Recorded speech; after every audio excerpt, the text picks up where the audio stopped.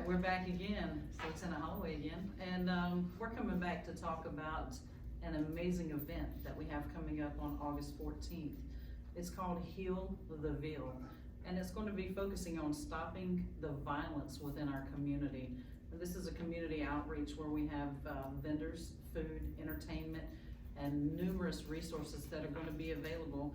And I have these two amazing young ladies here with us today that are going to give us some additional information and why they want to do this event and what they're going to do to make it happen. And before we get started, I am going to read off their bios so you get a little bit of history about both of them. First, we're going to have Miss Demetria Murphy. She was born in Fayetteville and raised between Fayetteville and Raleigh. She is the mother of a beautiful 6-year-old daughter. Miss Murphy was raised as the only child in her home, and never meeting her biological sister due to a closed adoption was a struggle for both her and her mother. That was one of the turning points for her mother. To deal with the many hurts, her mother turned to drugs, which ultimately took her life. In the 7th grade, Miss Murphy and her family moved to Raleigh. At the age of 15, Miss Murphy quit school. She was mixed into smoking weed, drinking, and selling dope. This was the turning point in her life. At the age of 19, she was arrested and entered federal prison at 20 years old. Prison is where Miss Murphy became an adult. Upon her release, she came home and experienced an abusive relationship that sent her back to prison. Miss Murphy went through a process of change and completely turned her life around. She is now a graduate of Fayetteville State University with her bachelor's degree in social work and is currently attending North Carolina State University, obtaining her master's degree in social work. Ms. Murphy is currently searching for a PhD program. She is a licensed beautician, the founder of a nonprofit youth diverse intervention group, co-founder of Brains Over Bullets, a nonprofit podcast that creates a safe space for the community to address concerns and provide solutions. She is a member of the Fayetteville-Cumberland Reentry Council as an ex-offender liaison. She has worked with Operation Ceasefire as a motivational speaker and the former president of the FSU Black Social Worker Association. Ms. Murphy, welcome. Thank you for joining us. Thank you. And we're gonna go on to Ms. McNeil's bio so you guys can learn a little bit about her as well. Ms. Ari McNeil is from Fayetteville, North Carolina. She has 4 beautiful children, 2 girls and 2 boys. Sierra, is it Ariel? Ariel, Roderick, and her beloved son, Antonio. Ms. McNeil graduated from Fayetteville State University with her bachelor's degree in social work in May of 2017. Tragically, she lost her youngest son, Antonio Jeremiah Stiles, on August 21st, 2017 due to a senseless gun violence. He was shot 5 times and left on a basketball court where he took his last breaths. Since that time, the Lord has put Ms. McNeil on a mission in the memory of her son, telling his story in hopes to change the lives of other young people, as well as for women and mothers, and to bridge the gap in our community. She is the founder of the nonprofit organization named God's Style Outreach after her son. The organization was founded in September 2017 to fight against gun violence and to support mental health in youth.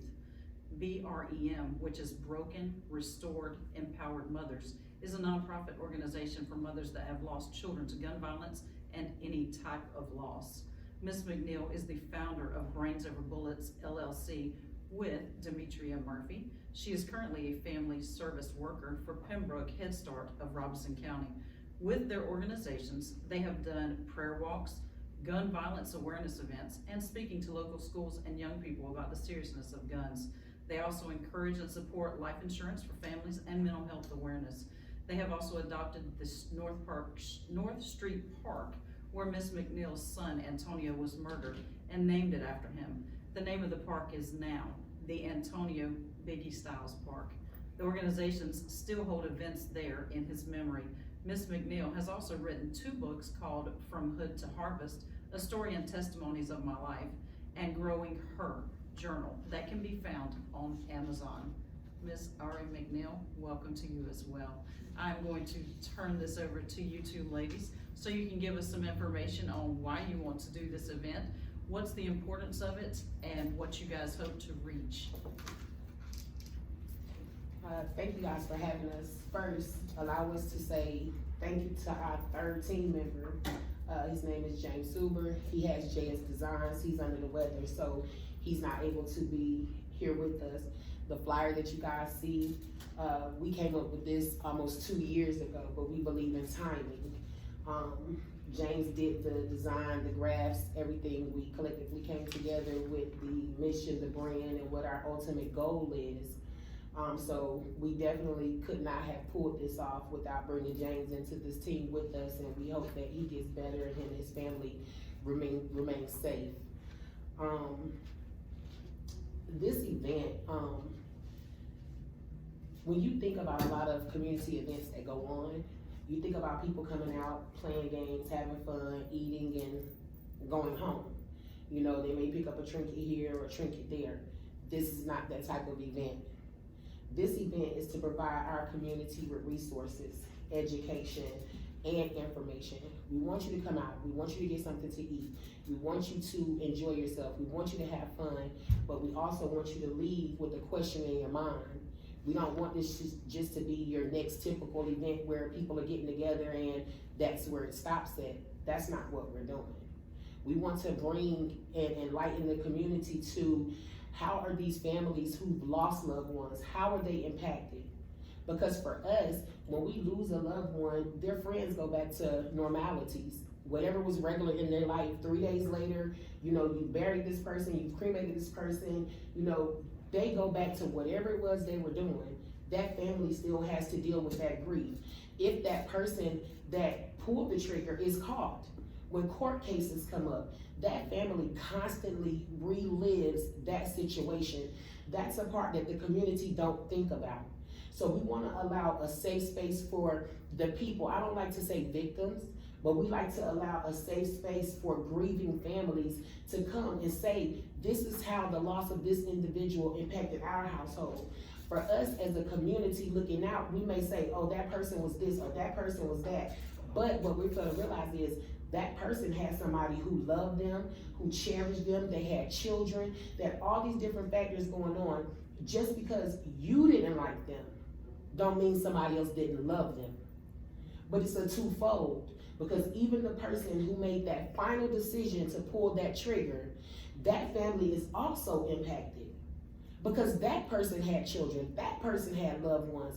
So it's a no-win situation on both sides. So what we're trying to work to do is, let's figure out, how do we bridge this gap? We're never gonna stop crime. We're never gonna, just wipe it away. It's gonna be there. Our goal is, how do we decrease it? We're not anti-gun, we are gun safety. Let's be safe. Gun violence and drug use is a pandemic in the world. It has truly caused a lot of hurt and harm in our communities. And what we want to do is allow Fayetteville to be the place to come up with this amazing event, this amazing idea that people from other areas, they begin to piggyback off of us because they're wanting to decrease these things just as well.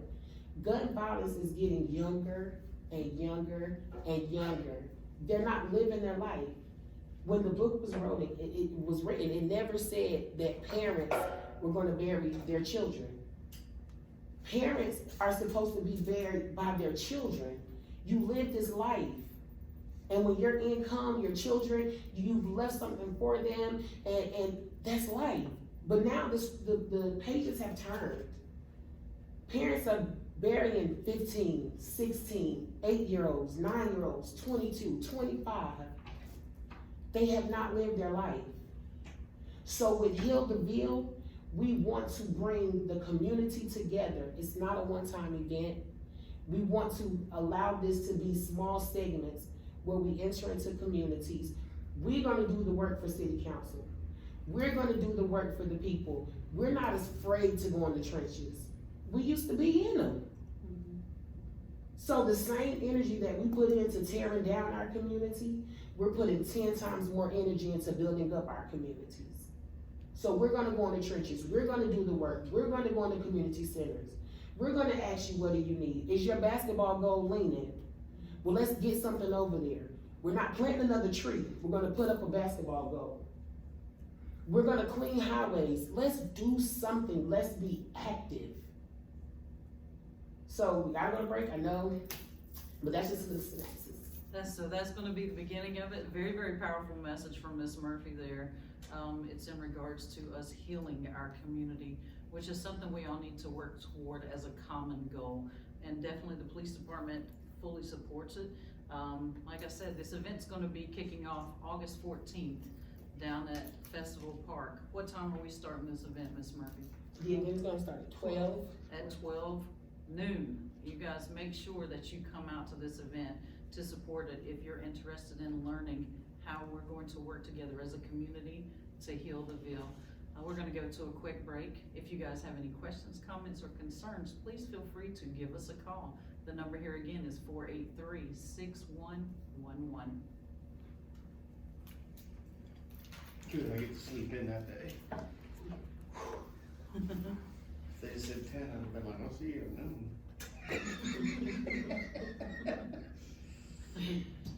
I have to work the initiative Friday night, that Friday night. The citywide initiative? Yeah. Oh. Bless you. What area is it focusing on right now? All. It's all It's over? house parties. Okay, alright. Yeah, well, I can't rightly tell my people to volunteer, if I'm not gonna Video, volunteer. I had to start the live over, my phone got hot. 2 minutes before we come back. Thank you, baby. So- Call in, the number is 910-483-6111. You know, only way we're gonna combat this and win is if we do this as a community. So thank you. Call in, ask questions, vendors. If you feel that you have an asset that you can bring to the event, we're grateful to have you as well. Thank you. Let's fill up Festival Park. Let's fill it up. Thank you. Before we go to Ari, I want you to go into like what type of vendors that you're gonna have Okay. out there. I'm gonna say, before we go to Ms. McNeil, we're gonna have Ms.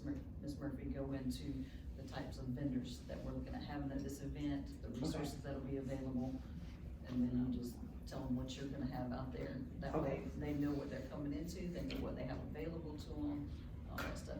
And then we'll go into you and you can tell your story and why this is so important to you, okay? I love my pepper.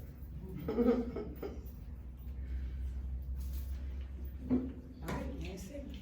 We gotta hear about it. Gotta listen first. I don't have to be anywhere till Sexual 6. healing. It's 4:15, it's 4:15. I'm good till 6 p.m. anyway. I feel like you better go home and get some sleep. Oh, there it is. 6. Whoa. Because it's hard.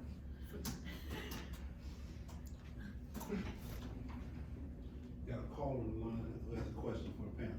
Okay.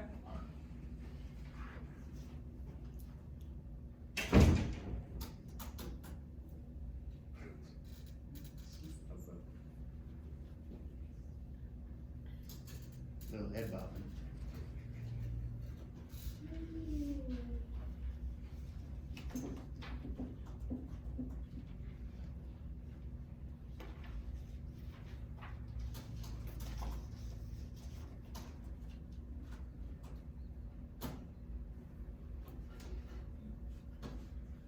Welcome back, everybody, and thank you for joining us. Before we go back into the information that we're sharing about Heal the Ville, I understand that we have a caller on the line. Go ahead.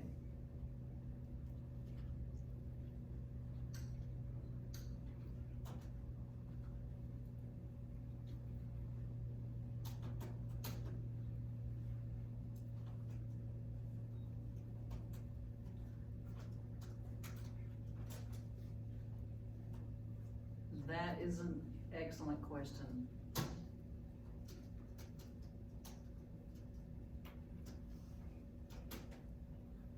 So that's an excellent question, and I'm going to refer to our gun specialist that we have here, Sergeant Kemp, to answer that question for you. Thank you for calling in. That is a great question. I will tell you that Fayetteville Police Department, we have a program called Educating Kids on Gun Violence that we go into the high schools, and it's 9th grade. Initially it was 7th and 9th grade till we caught everyone up, and now it's 9th grade. and it's a very good program, and it's all about choices. And it's a 2-day event for the class. We show them a video, and they have to decide in the video where potentially something could have gone wrong. I don't want to give everything up because that takes away from the powerful message. And then they have a writing assignment that they have to do in it. So it's a very good program that we have been doing for a number of years now. Another thing in regards to, I like that you touched on the younger generation, because those are the ones who, you know, they're the ones that are being impacted tremendously lately. And I've always said, I've been working gangs pretty much since I got on, but most specifically since about 2006. And gangs and gun violence, they kind of run side by side. And what I've always said is, gangs are nothing but negativity, okay? As with the guns that come with them. One thing we need to do is be a positive influence in these kids' lives. Whether it be, I grew up playing sports. That's one of the reasons I started the Badges for Baseball program, is so we can get out there and show them, one, the face of police is not the, you know, the enemy, or just when somebody's, you know, calling the police to their house because they were a victim of some type of gun violence or any other crime, so they can see us as people. And it's being positive role models in these kids' lives, because honestly, if you look and you were to ask them nowadays who they look up to, it's kind of changed. Now they're looking up to, you know, the rappers of the world and the musicians, and then you see in the news that you know, they're involved in a lot of gun violence. So one thing I would say is, let's be the positive role model for them, as opposed to that negative one who's still actively living in that violent lifestyle. And we can do that through sports, through, I mean, if you, whatever vocation will say that you have, whether you have an instrument that you play, you know, go out and teach kids how to play an instrument in the band. There's all sorts of things that we can do that we already have in the community that we don't have to start up. Just adapt them to your needs and just be positive. And also, those are the you know, different things that we do as a department, but we also have to realize that this starts in the home. You have to love your children, and you have to teach them the right thing. It's so important to teach them the right thing. You know, Sergeant Kemp hit on the gun violence that we hear in the songs and the lyrics and things of that nature. But we also have to understand that we can seek out positive role models if that's the thing that they're interested in. If they love listening to music, then we have to seek out, as a parent, those positive influences within that genre, instead of just letting them, you know, listen to whatever. Because another thing, the games that they play, Fortnite, you know, it's extremely violent. You know, there's so many games that young children are playing, where it's nothing for them to shoot someone on a game, but miraculously they come back to life. Well, that's not the way it is in real life. So it has to be a reality check. It's that checks and balances that we do in the home that initially starts off our children on the right foot. So we have to do that as parents, make sure that we are those positive role models, make sure that we seek out the guidance and follow through, you know, with not only our own personal, you know, information to them, but as well as the additional resources. I understand we've got another caller on the line. Go ahead, caller.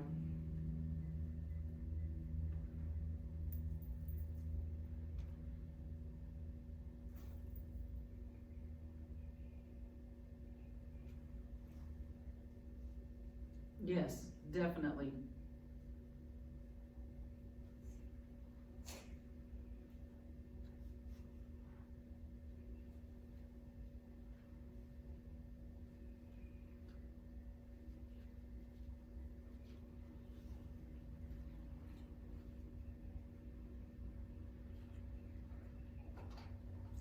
Absolutely, and that, you know what, not only is that a scary thing for parents to realize that their children have that access, it's also a scary thing for officers. Because we, in a split-second decision, have to determine, or try and determine, is that a real gun, is it a BB gun? You know, and it is a terrifying situation that an officer is put in more times than we care to imagine.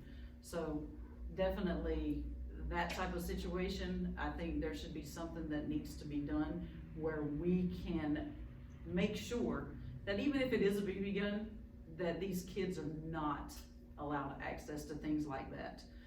If you're under a certain age, you should not be allowed to purchase things such as any type of gun, whether it be a BB gun, a pellet gun, or an actual gun.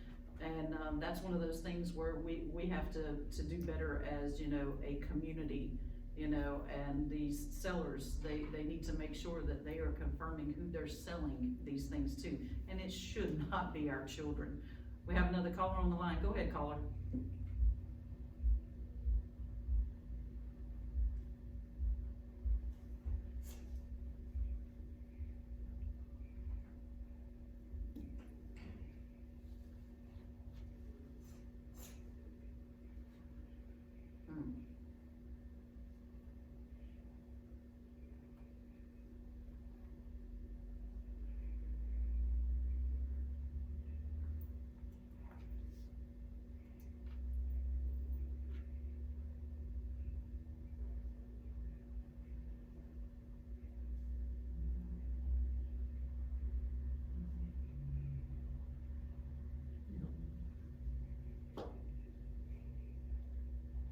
You are absolutely correct.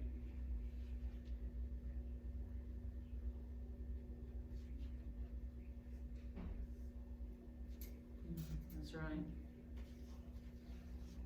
That's right. And another important thing is the thing that we always say, if you see something, say something. Don't be the one that knows that information that's gonna bring justice to that family and keep it to yourself. We have to know. We need to know. It's important so we can get that justice for these families. Real quick, we're gonna go to Ms. Ari McNeil so she can share a little bit of her information before our time is up. Again, Heal the Veil, August 14th, starts at 12 noon, Festival Park. Tons and tons of resources available. Ms. McNeil, we're gonna take it to you now. I'm honored to be here on today, and thank you all for being, this is just a humbling honor to be on the panel with you all. This is very passionate to my heart because of course, losing my son, he was 17 years old, to senseless gun violence, and the pain and the agony, and it always go back to that phone call. That's what stands out to me. The pain of getting the phone call of saying, Ari, your son has been shot.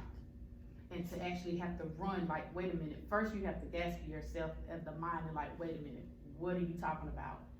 And to have to go to a crime scene to actually be able to have to identify your child. That in another year he was here to graduate. He was he perfect? No. Did he get in trouble? Of course. But he was mine. He was a brother, he was an uncle, he was a nephew, he was my child. So this is very passionate to me because just right after that, just like boom, boom, boom, like every week it was child after child, and it ended up being neighbors like around me, and I'm having to walk across the vestibule or the street just to go to another mother house because a week later her child, and then I have to go to another.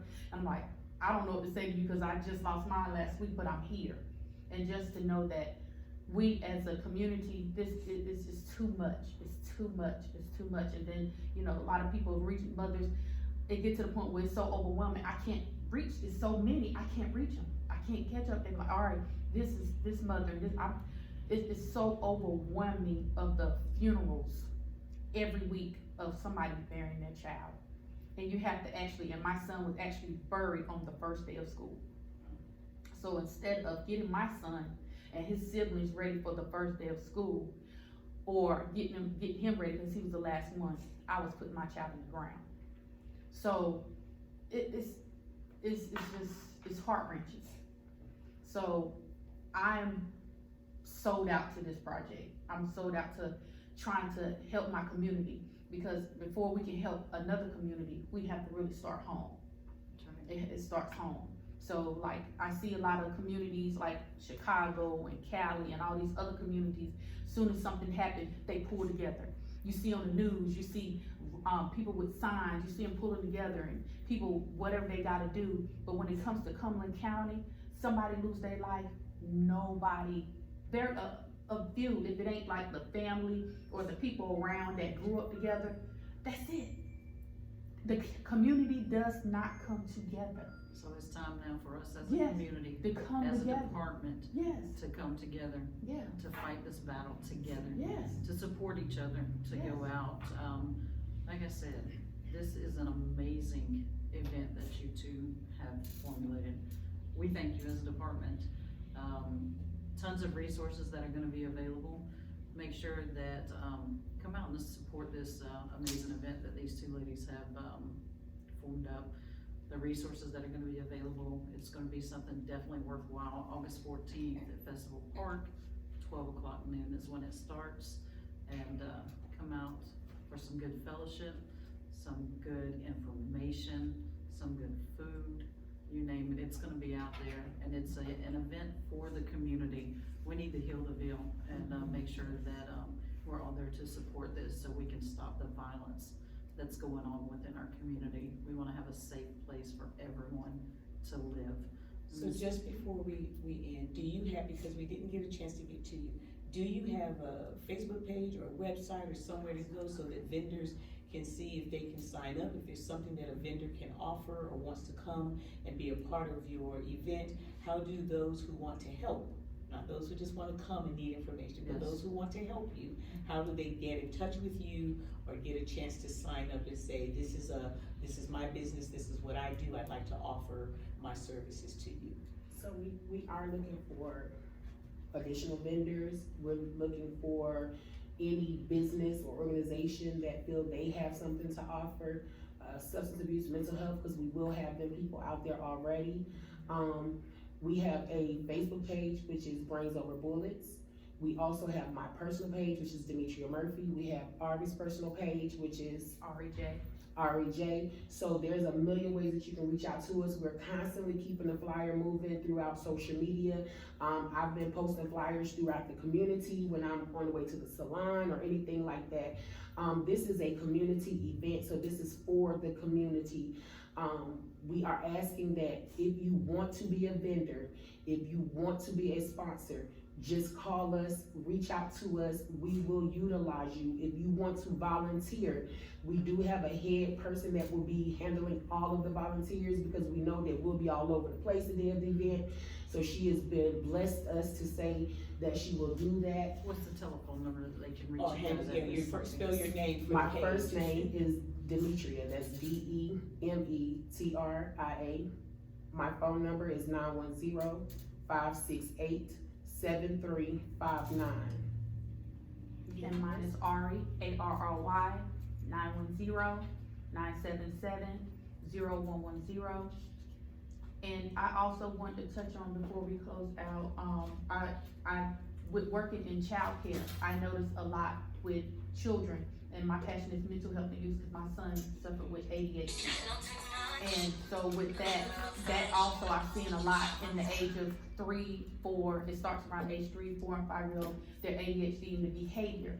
So they wanna label them, and then that, that's ODD is defiant and anger and all that stuff. So all that stuff, it just packs on, and then here come rage. Now I'm mad and I wanna kill somebody, and I wanna go hurt somebody, or I wanna hurt myself. So I wanna tell, whoever's listening, parents, if you are dealing with a child that's dealing with, behavior issues, ADHD, ODD, or any kind of behavior problem, please, please, please, please seek help.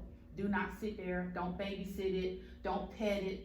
Cause there are some resources out there, I can promise you, when I was dealing with my son, I maxed out every program in the Cumberland County surrounding area.